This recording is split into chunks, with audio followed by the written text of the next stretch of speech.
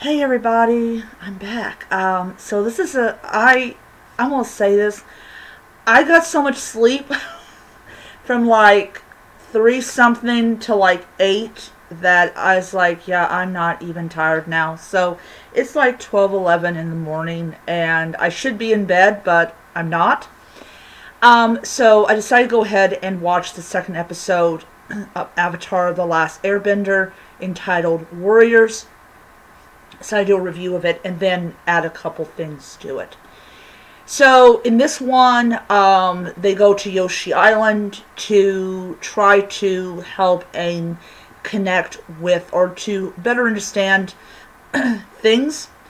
And they find an island that has basically managed to not experience the effects of war, but they're very secluded and they don't allow visitors. And the lady who's in charge of the village at first does not believe that Aang is the Avatar and all that.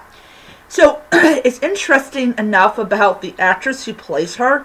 She played in the first season of Picard, and I recognized the face, but I had a hard time placing her in past roles. And then I was like, oh yeah, that's who she is.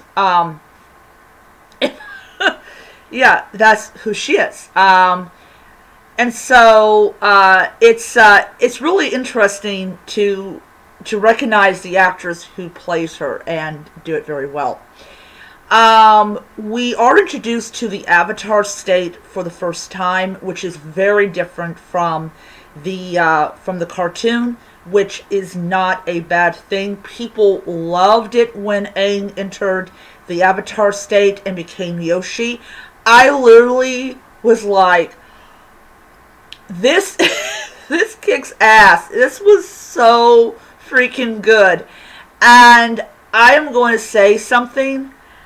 I I'm really liking this show. I really am. It's not the same as the cartoon, and I really do understand why they did that. In fact, the guy that was in charge of the Avatar show said that there was one thing that was excluded from the first season, and that is the comet, which appeared in the first episode of this season. I am not upset about that at all. I understand why he made the decision that he did. But we get a lot of really cool bending, which is absolutely just amazing. And I understand that people are kind of offset or off put by, children that are child actors that look and feel like that they have not had much acting experience. And I will say this.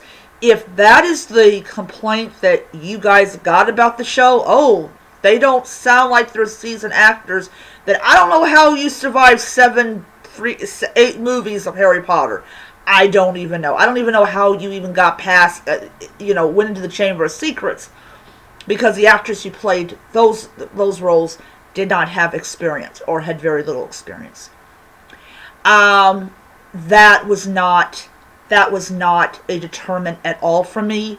And I like the village and the feel of it and the food and Momo.